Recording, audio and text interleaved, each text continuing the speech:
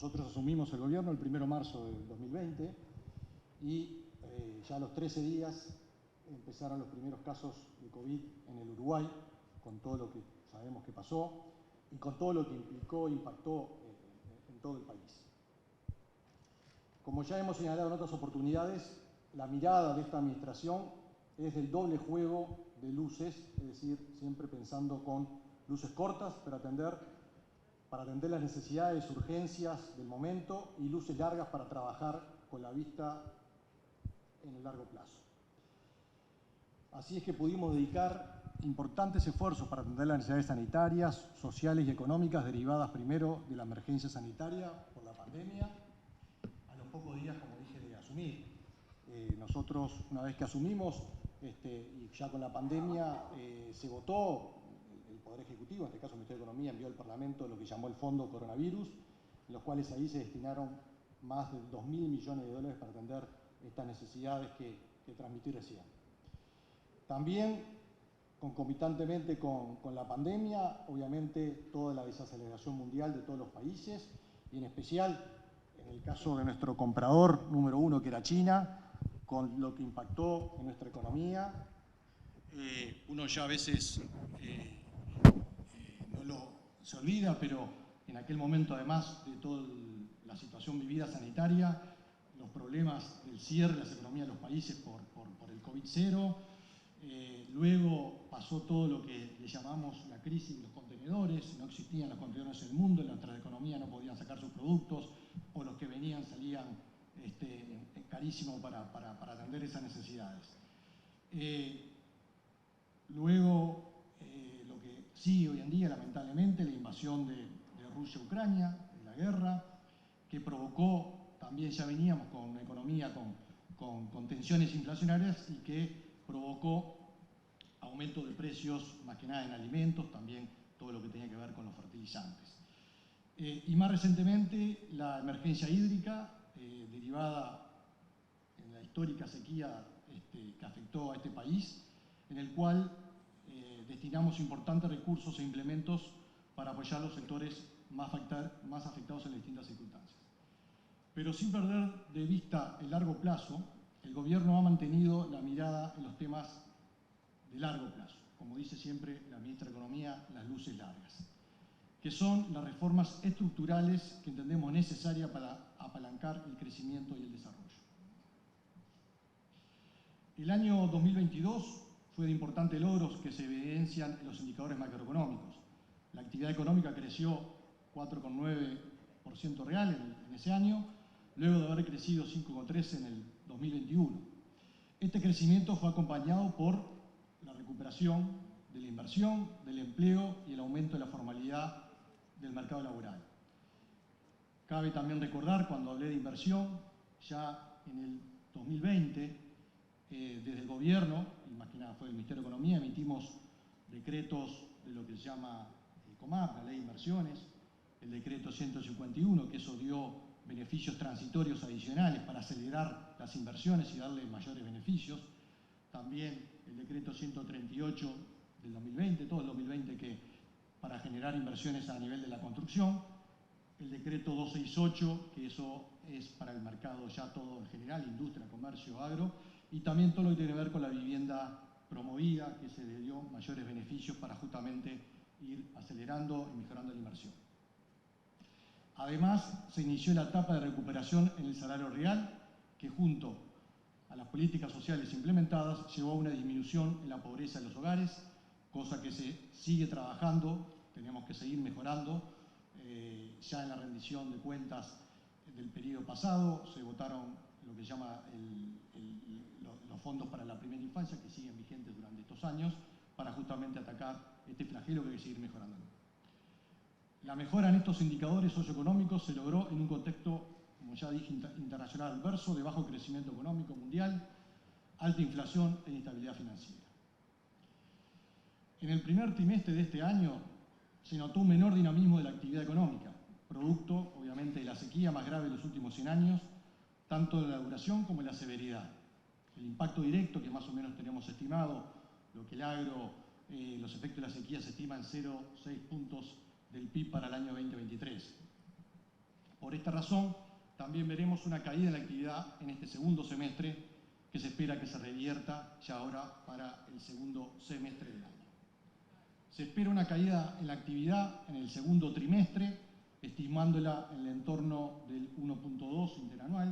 Acá con el Banco Central estamos alineados, ellos dicen 0.8, 0.9, pero estamos más o menos bien, producto del impacto negativo que ha tenido la sequía, especialmente en este trimestre.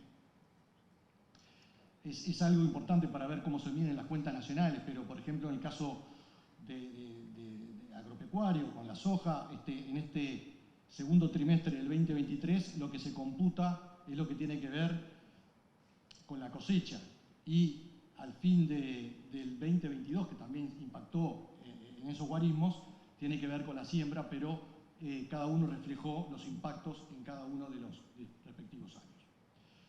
En este contexto estamos estimando que la economía crezca al ritmo de 1.3 para el año 2023, estamos también asimilados con el Banco Central. Luego de esta desaceleración en el ritmo de crecimiento, para el 2024 esperamos que la economía retome la senda de crecimiento, y ahí estamos estimando que crezca en el entorno del 3.7% del PIB. 4%, lo que estima el Banco Central, estamos impulsado obviamente por el crecimiento de las exportaciones de los bienes y servicios y el consumo de los hogares. Respecto a las exportaciones de bienes de origen agropecuario, esperemos que vuelvan a una situación normal después de la sequía, en particular todo lo que tiene que ver con la producción de la soja. Entendemos que las exportaciones de origen industrial se verán impulsadas también por la nueva planta de celulosa que se estuvo mencionando hace un rato, que inició este año las operaciones en el país, pero en el 2023 está trabajando con una capacidad promedio del 50%. Luego irá incrementando, y para el año 2024, así con su capacidad instalada, eso va a impactar en el PIB en el entorno del 0,4 puntos porcentuales. Por eso que acompaña este dato que teníamos de estimación para el 2024 con la planta 100% de UPM, la segunda planta. También esperemos que continúen los altos niveles de exportaciones de servicios que se vienen registrando. Lo mencionó también la parte que escuché al economista Alfonso Capurro, que todas las exportaciones de servicios han sido un dinamismo muy importante en los últimos años, y tenemos estimaciones y proyecciones que van a seguir con importante crecimiento. En cuanto al consumo de los hogares, entendemos que también será un motor de crecimiento para el 2024, tanto por el crecimiento del empleo como lo que es la recuperación del salario real, que ya está muy encaminada. Este gobierno ha puesto el foco en potenciar la inversión en infraestructura tan necesaria, que desempeña un rol relevante para elevar la productividad global de la economía y mejorar la competitividad de la producción nacional de bienes y servicios. Tenemos en desarrollo un importante plan de obras viales en todo el país, interviniendo más del 80% de las rutas nacionales, proyectos significativos en el puerto, como es la terminal Cuenca del Plata, en el marco de la extensión de la concesión, con una inversión del entorno de $600 millones, en aeropuertos, con inversiones en terminales del interior, ya está el aeropuerto Rivera, incluso fue decretado binacional, Carmelo, Salto, Paysandú. Esto también es importante, ya que se habló del tema de toda la diferencia con lo que es con frontera. Estas son inversiones que se están dando en departamentos fronterizos, que la idea es, de alguna manera, se está en un aeropuerto y eso va a ir consiguiendo inversiones, un hub logístico, para ir logrando medidas estructurales para lograr estos problemas que tenemos con los vecinos países. También tenemos obras en el sector energético, el caso del proyecto Cardal, y en redes de transmisión con el cierre del Anillo del Norte, una línea de transmisión de 500 kilowatts que constituye un paso muy importante para robustecer el sistema eléctrico interconectado, dotándole mayor confiabilidad para potenciar el desarrollo productivo del país. Las inversiones en agua y saneamiento, en el cual una de ellas ya fue adjudicada, lo que es el proyecto Arasatí, y lo que está a estudio a nivel de todo lo que tiene que ver con la saneamiento a nivel de 60 localidades en el interior, en el cual de estos dos proyectos estamos hablando de inversiones de más de 550 millones de dólares. Durante el año 2022, la ejecución de inversión en infraestructura, sumada a la inversión pública en vivienda, llegó a los 2.478 millones ejecutados en el año, alcanzando 3.5% del PIB. Para todo el quinquenio 2020-2024, la inversión en infraestructura en conjunto con la inversión pública en vivienda se proyecta que alcanzará 11.476 millones de dólares, un 7% más que el quinquenio anterior. Esto está claramente también expuesto, si les interesa, en la exposición de motivos, el tomo que presentamos en la rendición de cuentas. Por otro lado, este crecimiento de la economía se ha visto reflejado en la mejora de los resultados en materia laboral. El acuerdo alcanzado en pleno pandemia con sindicatos y cámaras empresariales priorizó el empleo, obviamente en aquel momento el foco nuestro era el empleo, y asumimos el compromiso de la recuperación salarial a lo largo del periodo de gobierno. Con respecto al 2019, hoy hay 116.000 ocupados más. De esta forma, no solo se logró recuperar el empleo perdido durante la pandemia, sino también los 52.000 empleos destruidos en el quinquenio pasado. Se espera que este año se continúe la creación de empleo, que estimamos, que estaba explícito en la rendición de cuentas, en aproximadamente 12.000 empleos, pero en los últimos meses nuestros números dan mejores resultados a estos estimados, de estos 12.000 que pusimos en la rendición de cuentas. Quiero destacar además, como característica de los ocupados, que aumentó la formalidad, cosa que desde un primer momento fue un foco también, un énfasis, y que 7 de cada 10 empleos fueron en el interior del país. Destacamos también la baja significativa de la inflación. Esto se lo voy a dejar al economista Abelal, que ya va a hablar con su presentación que va a hacer, que está en su menor nivel en los últimos 18 años desde noviembre del 2005. Ello se encuentra en línea con lo propuesto del comienzo por nuestro gobierno y representa una defensa del poder adquisitivo de trabajadores, jubilados y pensionistas. La situación macroeconómica actual se enmarca en una política fiscal que desde el 2020 se ha guiado por un manejo responsable y prudente de los dineros públicos como condición necesaria para la estabilidad y el crecimiento económico del país. Esto implica cumplir con las prioridades de política del gobierno, atendiendo a la vez la sostenibilidad de la deuda pública. Estoy viendo acá al economista Herman Camil, director de deuda del Ministerio de Economía, que también se expuso, así que esto es uno de los grandes temas que él maneja. Fue con ese foco que en 2020 se implementó una nueva institucionalidad fiscal que comprende una regla fiscal a nivel del gobierno central con 3 pilares: el resultado fiscal estructural, la variación de egresos primarios y el tope legal de endeudamiento neto, que a su vez se fijan anualmente con el objetivo de estabilizar la trayectoria de la deuda. En paralelo, la nueva institucionalidad fiscal generó 2 consejos externos: el Consejo Fiscal Asesor y el Comité de Expertos. El Consejo Fiscal Asesor es un órgano de carácter técnico, honorario, independiente, está compuesto por 3 integrantes, uno de ellos acá presente, Ana Fostel, Aldo Lema y Alfonso Capurro, más el secretario ejecutivo Ignacio Gutiérrez. Dentro de sus competencias se encuentra la de avalar el cálculo de resultado fiscal estructural, así como asesorar y advertir sobre potenciales riesgos en el manejo de la política fiscal.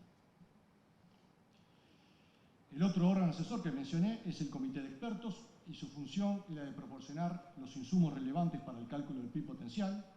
Ahí también lo integra Muncho, Ceres.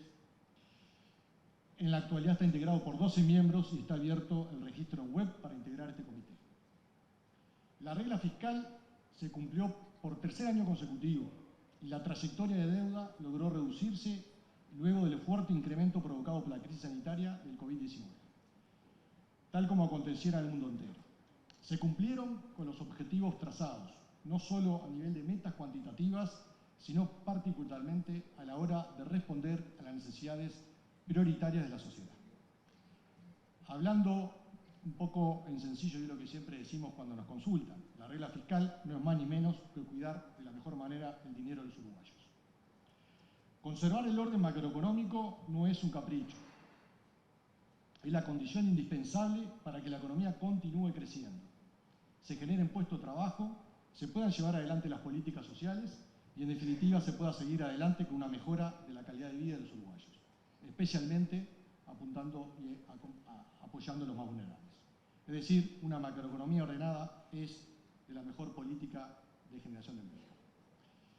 En 2023 se dio un paso más y como resultado de la nueva política fiscal responsable, se dispuso un alivio en la carga tributaria para los contribuyentes de menores ingresos, micro y pequeñas empresas. Es decir, con todo los recursos que se tuvieron que destinar a la pandemia y todo, igual en este gobierno hubo un alivio tributario.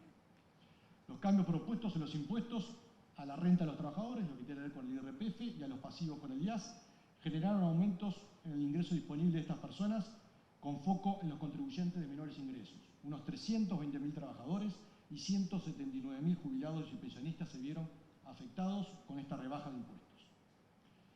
Las modificaciones dispuestas para los impuestos de micro y pequeñas empresas permitieron continuar profundizando un apoyo que esta administración lo ha otorgado de un primer momento. Desde cuando se votó la ley de urgente consideración ya había medidas para apoyar a las micro y pequeñas empresas. Es así que estas medidas son alivios para 35.000 micro y pequeñas empresas. Aquí hubieron decretos que ya están funcionando, vigentes, referidos a la pequeña empresa, lo que tiene que ver con el Literalé, en el tema de agropecuario, a los aportantes de IMEVA, y lo que tiene que ver el IRAE ficto, que para varios contadores están acá presentes, creo que fue una medida muy importante, ya que se permitió que sea en un sistema progresional la liquidación del IRAE ficto.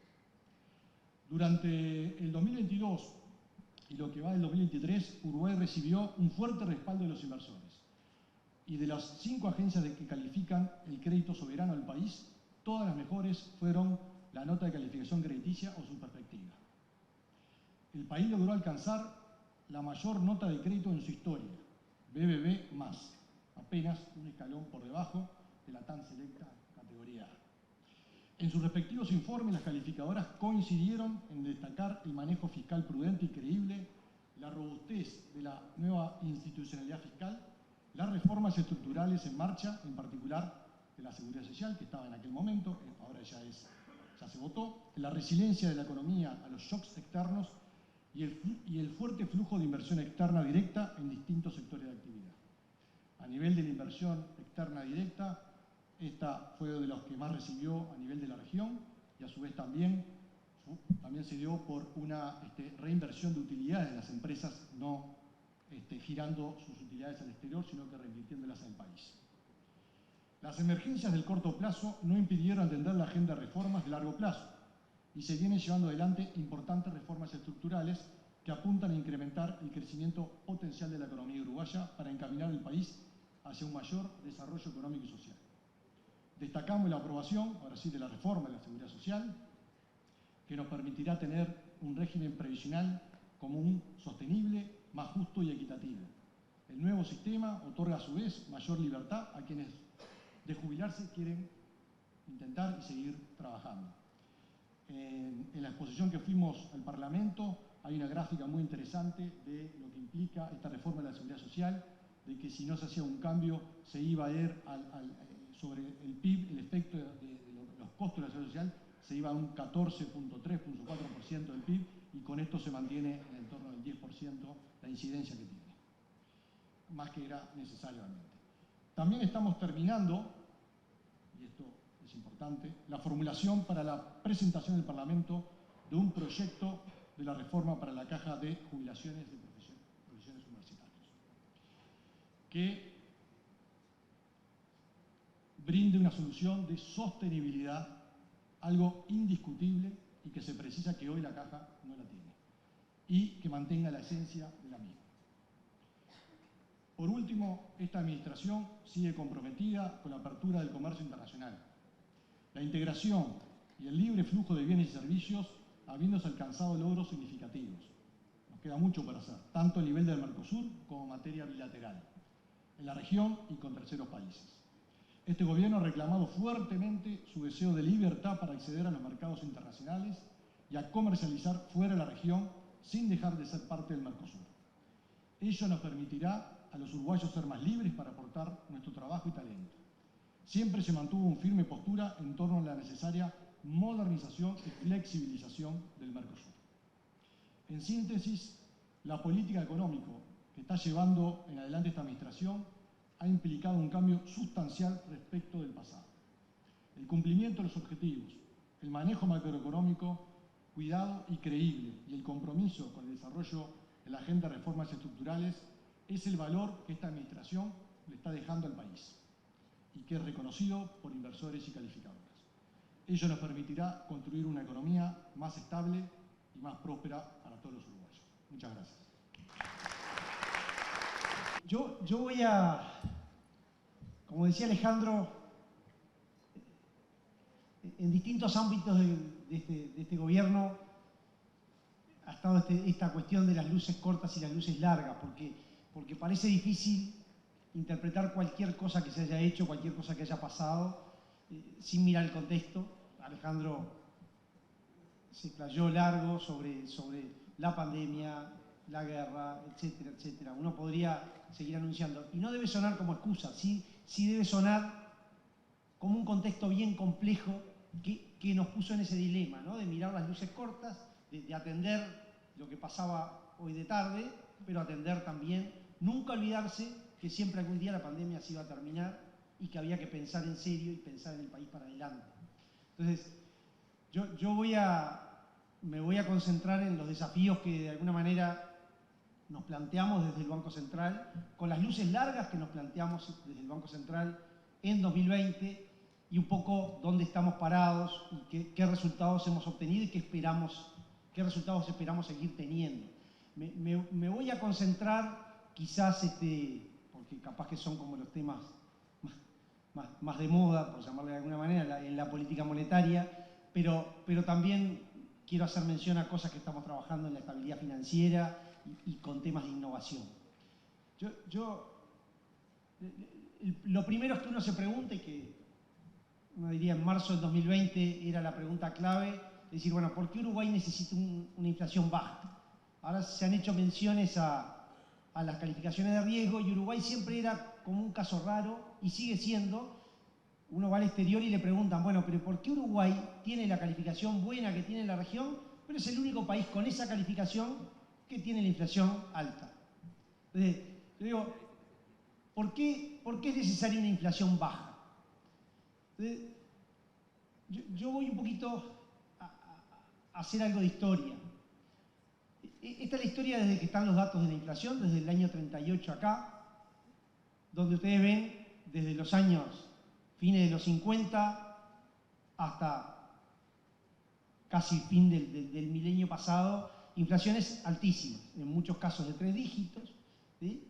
Con picos que hacen que veamos que el último periodo en Uruguay, los últimos 25 años, nos parezcan que en realidad la inflación no ha sido tan problemática. Ahora, cuando uno va al resto del mundo, una inflación, y si sacan el promedio de donde está ese óvalo, la inflación da 8%. Entonces, 8%, que cuando uno mira la historia de Uruguay parece baja, claramente es una inflación muy alta y es una inflación alta en el mundo. Entonces, cuando uno hace este zoom, ahí ve que en realidad eso que parece una línea recta, en realidad no es una línea recta, es algo que se mueve, ¿no? Este es el zoom desde el 2004 hasta la fecha. Entonces, nosotros, ¿por qué nos planteamos en el 2020 decir la inflación sí es un problema para Uruguay, la inflación tiene que ser más baja? Entonces, yo acá voy a dar hay dos, por clasificarlo de alguna manera, en dos tipos de argumentos. Claramente hay problemas redistributivos, cuando uno tiene inflación alta siempre hay ganadores y perdedores, hay personas o a veces empresas que tienen ingresos fijos, esos ingresos fijos se van deteriorando, o sea, la inflación va erosionando el poder de compra de algunos ingresos, eso genera y va generando muchos ruidos a lo largo de la economía que tienen que ver con la redistribución de los ingresos. Pero que capaz que con este público yo me quiero detener en la segunda clase de argumentos, que a veces son los que menos se ven en Uruguay. Y desde el Banco Central, esto es una agenda que está de investigación que ya tiene mucho tiempo, que muestra que todos estos años de alta inflación han llevado a que los agentes económicos van tomando defensas, se van adaptando a la situación, pero esas adaptaciones no siempre son óptimas, no siempre son buenas, ¿sí? ¿Por qué? Porque nos ha llevado a que, por ejemplo, tengamos hoy en Uruguay todavía el 75% de los depósitos en dólares. que buena parte de los créditos sean dólares. Pero cuando uno empieza a ir a lo micro de las empresas, y eso todos ustedes lo verán, por ejemplo, nosotros tenemos un estudio que muestra que las empresas en Uruguay tienen stock de inventarios más altos que en el resto de la región.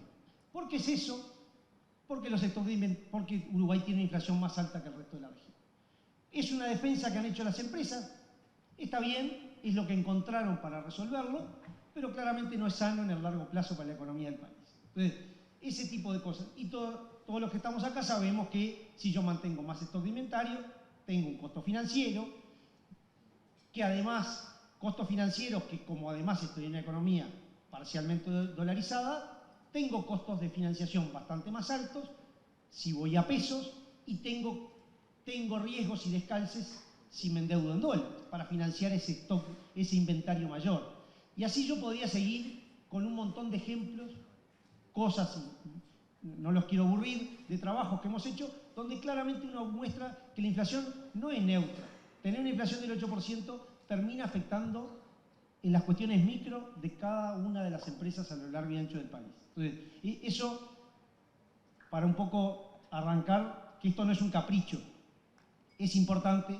Uruguay tiene tasas de crecimiento históricamente bajas y si las queremos revertir, queremos que la economía crezca a otro ritmo, necesitamos empresas que tomen otros riesgos, que puedan crecer de otra manera y para eso precisamos una inflación más baja. ¿Ah? Eso es lo que está atrás de esto. Por eso yo insisto y repito esta frase, a veces discutimos un poco qué cosas puede hacer el banco, yo insisto, es la mejor contribución que el Banco Central del Uruguay puede hacer al crecimiento de la economía es tener una inflación baja. Por eso, a inicios del 2020, lanzamos un plan que es lo que le llamamos hacia una moneda de calidad. O sea, nuestro objetivo es que el peso uruguayo sea una moneda de calidad. No entramos en esta discusión que ahora hay del otro lado del charco. Lo que decimos es que queremos un peso uruguayo que sea una moneda de calidad. Que cuando una persona tenga 100 pesos en el bolsillo, sepa que dentro de un año no va a tener 92, que va a tener algo más cercano a 100 pesos que 92. Entonces, ¿en qué consistió este plan? De alguna manera 5 patas. Yo digo, lo primero fue anunciar y ser muy claros con el compromiso con la inflación baja. ¿Ah? Eso puede parecer muy obvio, pero se reforzó ese compromiso. Lo segundo, decidimos que el mejor instrumento de política monetaria para cuidar la inflación era la tasa de interés y por eso desde agosto de 2020 empezamos a manejar la tasa de interés como instrumento dentro de este marco de política monetaria. Fortalecimos la transparencia en la comunicación. ¿Qué implicó esto? Bueno, implicó desde que la reunión del Comité de Política Monetaria, que se hacía 4 veces al año, se pasara a ser 8, pero en cada una de esas instancias se comunica buscando ser cada vez más directos con el público, apuntando a todos los públicos, a los expertos y a los no expertos. Publicamos un informe que se llama el Informe de Política Monetaria, que yo no lo escribo yo, así que puedo hacerle propaganda. Yo digo, es el mejor informe macro que hay en Uruguay, es un informe bien completo, que toca todos los puntos y que de alguna manera toma la situación, la mejor foto de la economía que uno puede tomar. Entonces, todo eso formó parte de ese paquete de transparencia que el banco trató de darle a los agentes económicos. Es decir, lo que buscamos acá es que los agentes económicos entiendan cómo razonamos nosotros y entonces cada vez que tomamos una decisión sepan para dónde vamos a ir, para dónde no vamos a ir, qué hay que leer y qué no hay que leer. La cuarta pata es la desdolarización. Nosotros entendemos que esto es un proceso lento, que no va a ser obligatorio, pero que es importante que el país recorra. Después me voy a detener un poquito más en esto. Uruguay es una economía parcialmente dolarizada que tiene que tratar de poco a poco ir revirtiendo este proceso. Para que se revierta y para que los agentes que voluntariamente se pasaron a otras monedas vuelvan al peso uruguayo, y bueno, no tiene que ser obligatorio, tienen que convencerse de que tiene ventajas, cosa que nosotros creemos firmemente que tiene ventajas para muchas personas, empresas, etc. De todas maneras, es un proceso que es lento y que hasta que la inflación no esté baja y baja por mucho tiempo, no va a ser fácil avanzar. Y por último, y después me voy a meter más en esto, la quinta pata es que tiene que haber libre flotación y que el régimen de tipo de cambio tiene que ser lo más puro posible y con la mejor flotación posible.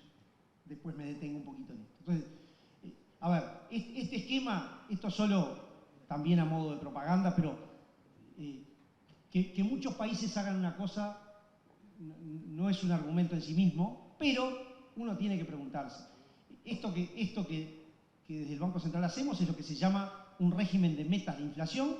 Es básicamente un régimen donde, como ustedes saben, el Banco Central pone una meta, en la actualidad decir que la inflación va a estar entre 3 y 6, y lo que hace el Banco Central es que cada vez que la inflación y las expectativas de inflación se desvían de lo que esperamos, actuamos. ¿Cómo actuamos? Con el instrumento que fijamos, que es la tasa de interés. Es decir, cuando la inflación o las expectativas de inflación se van más allá del rango, subimos la tasa de interés para hacer que la inflación vuelva al rango. Si la inflación estuviera por abajo del rango, bajaríamos la tasa de tal manera de hacer converger la inflación y sus expectativas al rango. Esto, que conté en 30 segundos, es un régimen que empezaron los países en Nueva Zelanda y Australia ya en los años 80, pero que hoy tienen todos los países que ven pintado en rosado en el mapa. Chile, Nueva Zelanda ya dije en los años 80, Chile en los 90, Perú lo mismo, Colombia también más o menos por esa fecha, en los 2000 lo hizo Brasil y así podría seguir. Uruguay estamos tratando de que se incorpore a este grupo de países. Como decía Alejandro hace un rato, el mundo sobre mediados del 2001 lo que tuvo fue un shock muy fuerte de precios causado por distintas razones, desde la pandemia y sus consecuencias en la logística, la propia guerra de Ucrania y podría seguir. ¿Eso qué hizo o qué ha hecho? Y bueno, que todo el mundo, todos los países que tienen este régimen, reaccionaron, la inflación se disparó, reaccionaron, ¿cómo reaccionaron? Como yo mencioné, subiendo las tasas. Ahí tienen cómo subió la tasa todos los países de la región, eso en colores, cómo subió la Reserva Federal en Estados Unidos, cómo subió la tasa el Banco Central Europeo. ¿Ah? Y acá en particular, cómo hemos subido nosotros. Al inicio de la pandemia, con una economía resentida y donde lo que importaba era que la economía siguiera fluyendo, pusimos la tasa de interés bien baja, en 4,5%. En la medida que pasó la pandemia y que se fue normalizando la economía, empezamos a subir.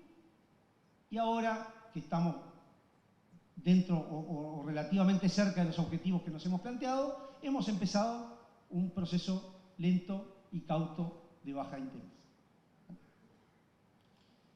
Un poquito para ver los resultados. Esta es la gráfica que yo ya les mostraba, del 2004 al 2023, haciendo un zoom de lo que pasó desde el inicio de la pandemia, o desde marzo del 20 hasta acá. El zoom, esta es la trayectoria de la inflación en Uruguay. Tuvimos unos cuantos meses con inflación a la baja, enseguida de la pandemia, pero cuando empieza el shock de inflación fuerte en el mundo, la inflación acá también se nos empieza a disparar. Por suerte, no llegamos como otros países a tener inflación de 2 dígitos, pero la inflación quedó pegando en el palo el 9,95. Desde septiembre del año pasado, la inflación ha ido cayendo hasta este 4,11, que es el que estamos hoy. Y hoy tenemos la inflación en 4,11, menor cifra de inflación desde el año 2005.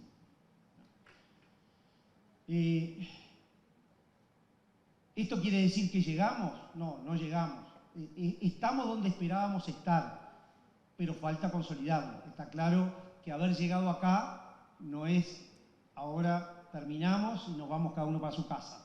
Claramente este es un proceso que hay que terminar de consolidar, pero sí es importante entender que se construyó el plan, se hicieron todos los deberes y en eso fuimos absolutamente rigurosos.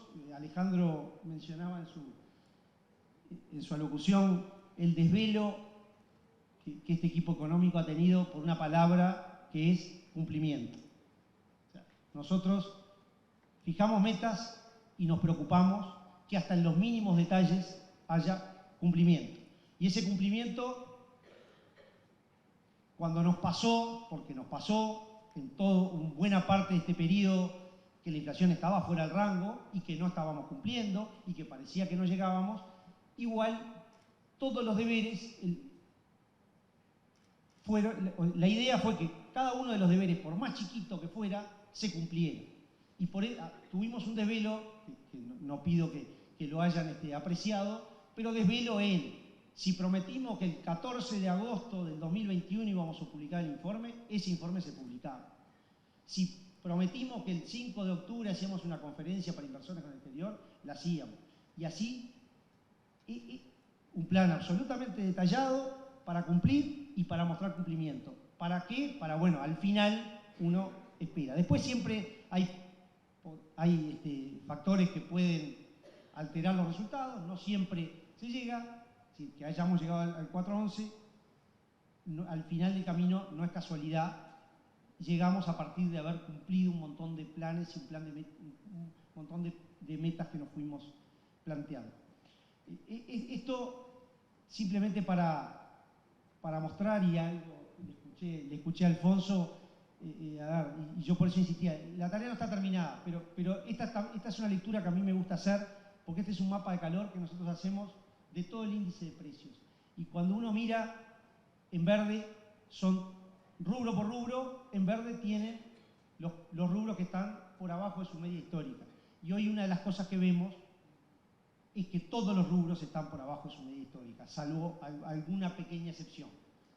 Entonces, eso para nosotros es bien importante, porque claramente hay algunos rubros que se han movido en forma fuera de la media. Claramente frutas y verduras es un rubro que todavía está creciendo al 25-26%, pero hay una explicación, la seca. Los rubros transables están teniendo una evolución muy baja, pero también los no transables, que en general son los más duros, están teniendo movimientos por abajo de sus medias históricas. Los no transables todavía fuera del rango, pero claramente un escalón importante abajo de lo que ha sido la historia de los últimos años.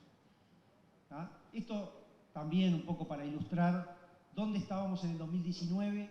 Esta es la tabla, son 152 países, la tasa de inflación. En el 2019 Uruguay tenía solo el 13% de los países de esos 152 con mayor inflación que Uruguay. Al cierre del 2022 estábamos a mitad de tabla. Creo que si lo hacemos ahora, todavía estamos un poquito más a la izquierda. Gráfica parecida con la región. Esto es cómo fue evolucionando. Y en diciembre del 2020, cuando el shock inflacionario todavía no se había dado, Uruguay claramente estaba por fuera de los demás países serios de la región. Uruguay es la barrita celeste, claramente afuera. Yo por ahí en el año 22 hacía una presentación y yo decía, bueno, ¿cuál es nuestro desafío? Porque en el año 22 estábamos en el montón, estábamos igual que todos. ¿Cuál era el desafío? Que cuando el mundo bajara las tasas de inflación, y las ha empezado a bajar, en Uruguay también empezaron a bajar. Por suerte, y de nuevo, esto no está cumplido, pero por suerte la tasa de inflación se ha empezado a mover y estamos reaccionando. Ahí el que quedó hoy rezagado en la región es Colombia, pero los demás países han bajado la inflación y Uruguay ha bajado la inflación. Acá una de nuestras preocupaciones, esta es la misma gráfica de la inflación, ¿sí? El 411, pero que yo le agregué en línea azul una cosa que a nosotros desde el Banco Central nos importa mucho, que son las expectativas. ¿Sí? Expectativas que claramente, si ustedes miran y miran ese óvalo, claramente están un escalón más abajo de lo que ha sido la media histórica de los últimos 10 años. De todas maneras, esas expectativas para nosotros todavía están afuera del rango y es una de nuestras preocupaciones. Es decir, hoy las expectativas de 25 analistas aproximadamente da una inflación dentro de 2 años en 6,32. Eso a nosotros nos preocupa. Por un lado estamos contentos porque eso no hace tanto estaba arriba de 8, va bajando mes a mes y nosotros estamos muy confiados en que vamos a terminar convenciendo a los analistas, a las distintas empresas, de que la baja inflación llegó para quedarse, pero todavía no estamos conformes. Ahí nosotros, y dentro de esa transparencia que decíamos, tratamos de hacer una comunicación lo más transparente posible, como decía, pero tratando de apuntar a todos los públicos para que quede claro. Obviamente con la prensa, con los analistas hacemos reuniones periódicas, colectivas, individuales, pero tratamos de generar también comunicación con otros públicos. En particular, conversando con Jorge hace un tiempo, yo le decía, nosotros estamos publicando una newsletter que básicamente lo que tiene es un pequeño informecito de 4 carillas que tiene cuánto es la inflación, cuánto es la inflación esperada por los analistas, cuánto esperan los empresarios, cuánto es el cálculo de la inflación que se deduce de las curvas de tasa de interés. Bueno, todo eso lo ponemos en ese informecito, nosotros lo estamos compartiendo con el colegio justamente porque nos importa que todos entiendan para dónde vamos, por qué hacemos lo que hacemos, por qué razonamos lo que razonamos y a dónde queremos ir y qué resultados estamos teniendo. Entonces, por eso nos importa, en este caso a los contadores, porque claramente es un público que termina tomando decisiones, que termina asesorando empresas, que se entienda hacia dónde queremos ir y por qué queremos ir hacia ahí. Entonces, eso es bien importante y bueno, así que los invito. Hoy en particular publicamos la newsletter mensual, así que yo recomiendo entrar a la página del banco o a las redes y de ahí bajarlo, se pueden suscribir, con un botón se suscriben, yo lo recomiendo. De hecho, incluso la propuesta nuestra es quienes quieran distribuirlo a sus clientes, encantados, porque la idea es justamente que esto se entienda. ¿Ah? Última, o en la página web del colegio. Estamos publicando en la página web del colegio, llegamos a un acuerdo, Banco Central nos lo envía y nosotros lo publicamos. Invitamos a mirar siempre la página del colegio porque nos parece muy oportuno. Bueno, para ir terminando con la inflación, yo les mostraba la evolución de la tasa de interés, subimos la tasa de interés hasta 11,5%, ese fue la mayor tasa que fijamos allá sobre cerca de fin de año. En la medida que la inflación se empezó a comportar bien, empezó a descender y a acercarse al rango meta, empezamos un proceso lento y gradual de baja de tasa. Hoy la tasa está en 10%, es decir, esta es la tasa de interés a un día. ¿Ah? Esto, yo digo, es un paso, todavía queda camino por recorrer, pero a mí me importa marcar esto, porque esa tasa, que es la tasa a un día, la que está en 10%, la fijamos nosotros. Esta es la curva de tasa de interés que va de un mes a 10 años. Esa curva, esa gráfica, esa línea que ven en amarillo, es la curva de tasas en pesos de un mes a 10 años en octubre del año 22. ¿Ah? Esta más naranjita es en enero del 23, en mayo del 23 y la que teníamos en agosto del 23. Y acá está la tasa hasta 10 años. Tasa a 10 años que estaba en el 11,80 hace un año o casi un año y hoy está casi 250 puntos básicos abajo.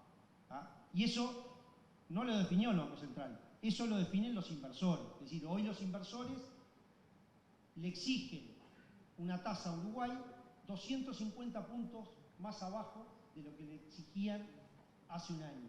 Y eso es ahorro para Herman Camín y Alejandro Irastorza cuando emiten deuda, pero de alguna manera cualquier proyecto que en Uruguay se quiera desarrollar y financiar en pesos va a tener un costo financiero más barato. ¿Estamos contentos con esta tasa? No, nos gustaría que fuera más baja, y lo vuelvo a mirar a Herman, claramente queremos que esto siga bajando. Pero sí hay que entender cómo el mercado se va comportando y cómo va viendo y cómo el mercado va creyendo, porque quien invierta 10 años al 9,37 tiene claro que la inflación va a estar abajo y que va a seguir bajando. Bueno, esto simplemente para terminar nuestra proyección de inflación. Nuestra proyección a 2 años es que la inflación va a estar en 5,30. ¿Ah? Yo sé que estas proyecciones pueden tener ciertos riesgos, algunas se mencionaron en las charlas anteriores. Creo que parte de lo que hay que terminar de entender es que también este régimen de metas de inflación lo que hace es que si alguno de esos riesgos se consolidara, el Banco Central va a reaccionar y va a actuar con los instrumentos que tiene. Entonces, claramente eso es lo que nos debe y es lo que esperamos los agentes económicos vayan interpretando, es que por eso es que decimos que la inflación va a estar en el rango. Esto es simplemente un poco el comportamiento de las tasas de interés que me parece que es importante ir mirando hacia dónde creemos que se van a ir moviendo las tasas, claramente hacia abajo, pero esto va a depender de cómo se siga comportando la inflación y cómo se sigan comportando las expectativas de inflación. Como antes que me lo pongan en las preguntas, voy a hablar del dólar. Siempre hago el chiste de que, bueno, voy a decir cuánto va a estar el dólar a fin de año. Ahora algo de eso voy a hablar. Pero, a ver, lo primero es, dije el dólar, pero vuelvo al anterior. El Banco Central tiene un mandato, en el artículo 3 de la Carta Orgánica, que es velar por la estabilidad de la moneda nacional. Y eso es lo que nosotros hacemos. Es decir, nos preocupa la estabilidad de la moneda nacional y que la inflación sea baja. Ese es nuestro objetivo central. Dicho esto, nosotros marcamos, y esto es algo, esto que estoy mostrando en la gráfica, es una medición que tiene muchos años, que responde a algunos modelos que el Banco Central viene elaborando, pero que desde hace un par de años nosotros entendimos que era buena cosa empezar a divulgarlo. Cuando nos daba bien y cuando nos da mal. ¿Sí? Y una de esas medidas lo que marca es contra un modelo que el banco tiene, modelo teórico, que hoy el tipo de cambio tiene un cierto desvío, y ese desvío está, según como uno lo mida, entre el 12 y el 15%. ¿Respecto a qué? Y yo acá, insisto, lo que tiene el Banco Central es un modelo con lo que llamamos los fundamentos del tipo de cambio. ¿Sí? Cómo nosotros entendemos que debería evolucionar el tipo de cambio en función de la evolución de la productividad en Uruguay con respecto al resto del mundo, la evolución de los precios que nosotros comerciamos con respecto a precios en el resto del mundo, el gasto público y otras medidas que influyen en el largo plazo en el tipo de cambio. Entonces, claramente está ese desvío. Ahora, cuando uno mira ese desvío y tiene que ver si hay que actuar o no, y nosotros, yo lo dije hace un rato, el tipo de cambio en Uruguay hay libre flotación. La última intervención del Banco Central del Uruguay fue hace casi 2 años, el 31 de agosto del 2021.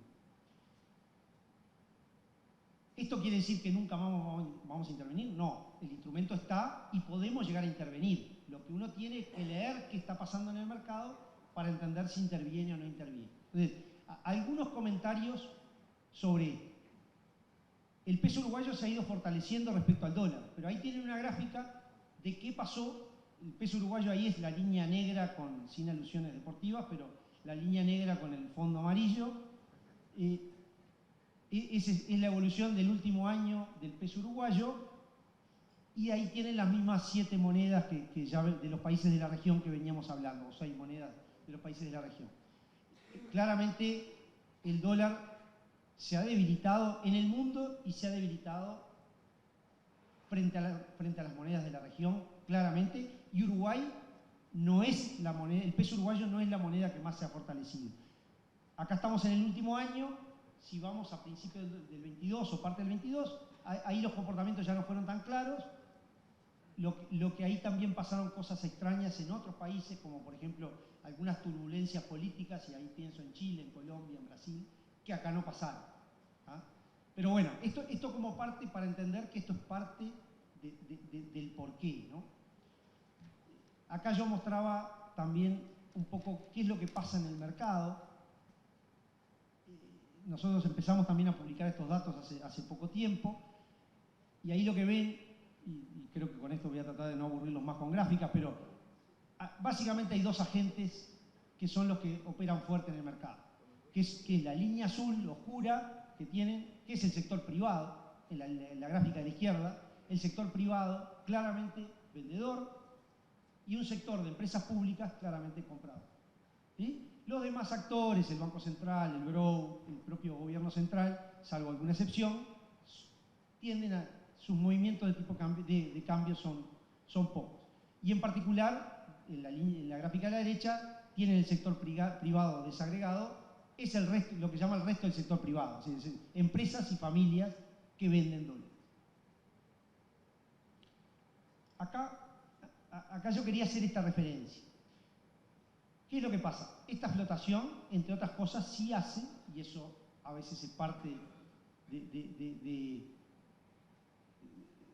los ruidos que hay, es que quienes venden en dólares y tienen costos en pesos, o quienes venden en pesos y tienen costos en dólares, o se han endeudado en dólares, o tienen cualquier clase de descalce, claramente empiezan a haber problemas, y eso es claro, y es parte de lo que somos conscientes.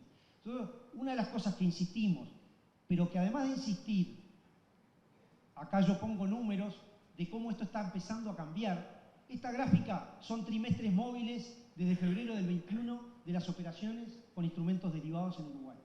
Se multiplicaron por más de 3 veces. ¿Ah? O sea, se operaban en promedio unos 20 millones de dólares por mes.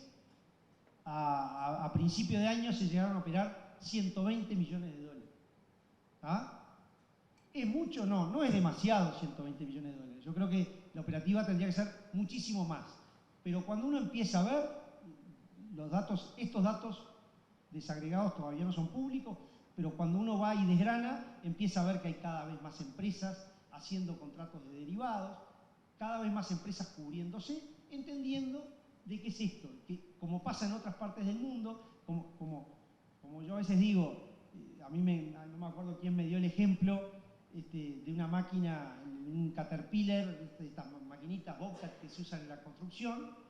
Dice, bueno, pero eso si es importado se tiene que vender en dólares. Bueno, en Chile se vende en peso chileno y es importado. ¿Tá? Se importa, no la fabrican en Chile, pero se vende en peso chileno. Entonces, ¿por qué en Uruguay no?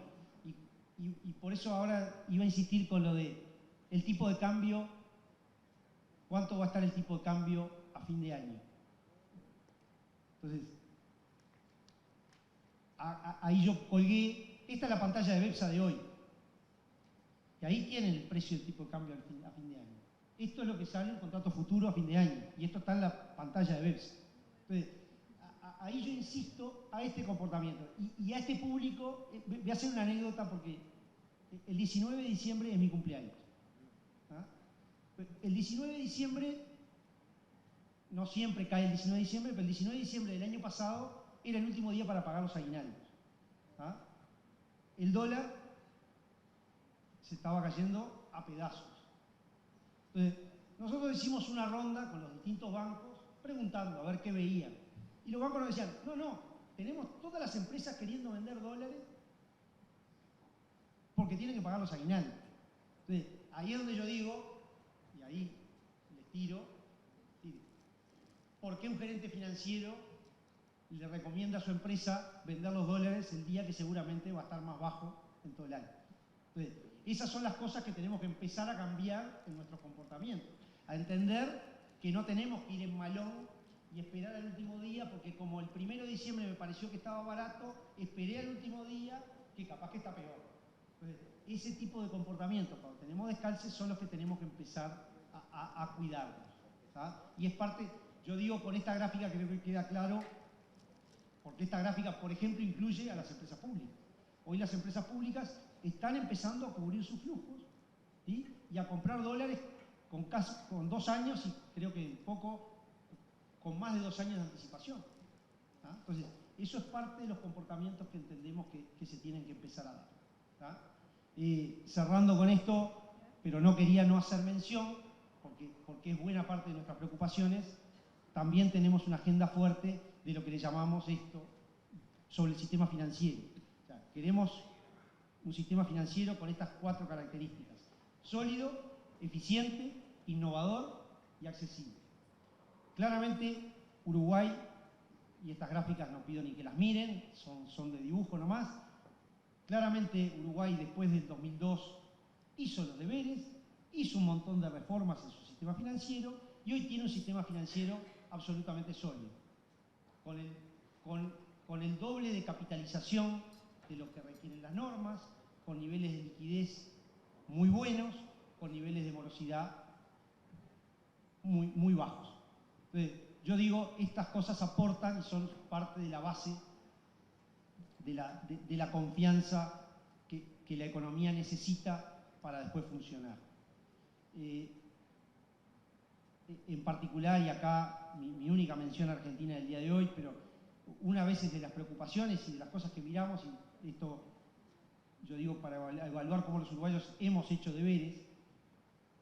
Antes, en el 2001, los depósitos de no residentes eran el 42% de todo el sistema. Hoy es el 8% de todo el sistema.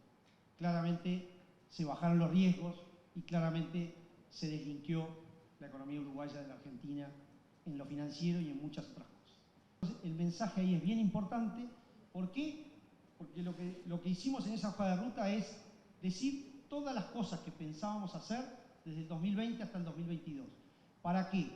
Para que bancos, instituciones de pagos, emisores de dinero electrónico, etcétera, etcétera, todos los participantes del sistema de pagos supieran cuáles eran las líneas de trabajo y a qué reglas de juego se tenían que atener. Hicimos eso en los primeros 3 años y a fines del 2022 publicamos una nueva hoja de ruta, ahora hasta el año 25, con las guías de lo que queremos hacer y lo que queremos hacer para adelante. ¿Buscando qué? Buscando darle más eficiencia al sistema de pagos y por ende más eficiencia a la economía.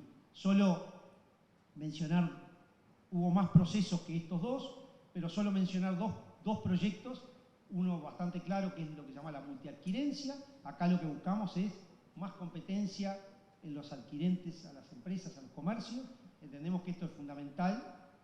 Por ahora yo diría que la baja de costos todavía se ve poco, pero la competencia por servicios se ve bastante y la baja de costos va a ir llegando. En algunos sectores se ve esa baja de costos, pero esto lo que permite es que antes uno tenía que firmar para Visa con una empresa, para Mastercard con otra. Ahora cada comercio puede elegir entre 6 o 7 y contratar ese y le da el acceso a todos los medios de pago. ¿Esto es perfecto? No, pero es parte de lo que queremos del avance. El segundo proyecto, y capaz que en esto es el proyecto central en estos 5 años para nosotros, es lo que llamamos un sistema de pago rápido. Para los que hayan andado en Brasil, acá todavía no tiene nombre, pero va a tener nombre. En Brasil se llama Pix. Hoy Pix en Brasil es responsable del 25% de las transacciones de pagos que se hacen en Brasil. Acá empezamos en el 2021 con lo que le llamamos las transferencias instantáneas. Capaz que ya alguno lo habrá visto. Esas transferencias instantáneas que yo al principio me frustraba bastante porque los primeros meses eran 2.000 transferencias por día. Hoy ya estamos, el último mes fueron arriba de 600.000 en el mes. O sea, los números están creciendo en forma importante. En junio empezamos a que ese sistema funcione 24/7 y en diciembre ese sistema va a servir para pago a comercio con QR. O sea, uno va a poder pagarle al comercio entre diciembre y febrero, para no prometerlo bien. Uno va a poder pagarle al comercio leyendo un QR y eso va a disparar automáticamente una transferencia desde su cuenta al comercio. ¿Ah? Para toda la profesión, con las mismas retenciones, etcétera, que hoy tiene un pago con tarjeta de crédito. ¿Ah? O sea, desde el punto de vista fiscal, exactamente igual que si pagara una tarjeta de crédito. Es decir, el sistema que administra esto va a hacer los mismos controles que hace Visa o Mastercard. Dentro de esto también desplegamos lo que llamamos una agenda de innovación. Ahí creamos una iniciativa que se llama Nova BCU, que lo que ha buscado es, con la industria, trabajar un montón de temas, como por ejemplo, poder abrir las cuentas en forma 100% digital. Eso estoy seguro que ahora bajo y me dice, no, pero alguno me va a decir, pero mi banco todavía no me la abre. Pero ya hay varios bancos animándose a hacer el proceso 100% digital, inclusive de empresas y empresas complejas, inclusive de no residentes. Entonces, han ido avanzando y los bancos se han empezado a animar a hacer ese tipo de cosas. Eso tiene una agenda bien importante. Eso tiene como un segundo paso lo que le llamamos banca abierta, que eso tiene que ver con compartir información, por ejemplo, y también acá pensando en este público, eso de banca abierta va a implicar que si yo fui y le llevé mis balances al banco A y el día de mañana quiero abrir una cuenta en el banco B, yo pueda pedir que entre ellos intercambien la información y hacerle accesible ese balance y no estar andando como hasta ahora con los balances, repartiendo balances por todos los bancos, sino que va a permitir ese tipo de cosas empezarlas a compartir. Obviamente el DGI al día, el BPS al día, todas esas cosas tienen que empezar a ser información que fluya por los bancos. Lo mismo, y para los que le interesen, con activos virtuales, también un tema importante que, aunque para muchos es medio cuco, para nosotros era importante y sacamos lo que llamamos un libro blanco marcando las cosas que queremos hacer en esto. Y por último, creo que ya Daniela Medina les habló hoy, pero también desde el banco y muy en línea con el Ministerio de Economía, con una agenda de finanzas sostenibles, porque entendemos que ambiente y finanzas no tienen que ir por caminos paralelos, sino que justamente hay que encontrar que las cosas que queremos hacer para sostener el planeta tengan su financiamiento, los fondos vayan hacia ese tipo de proyectos. Entonces hay una agenda bien importante para eso. Así que bueno, esperando ya sé que es muy tarde, agradecer la invitación y bueno, espero haber sido de utilidad. Muchas gracias.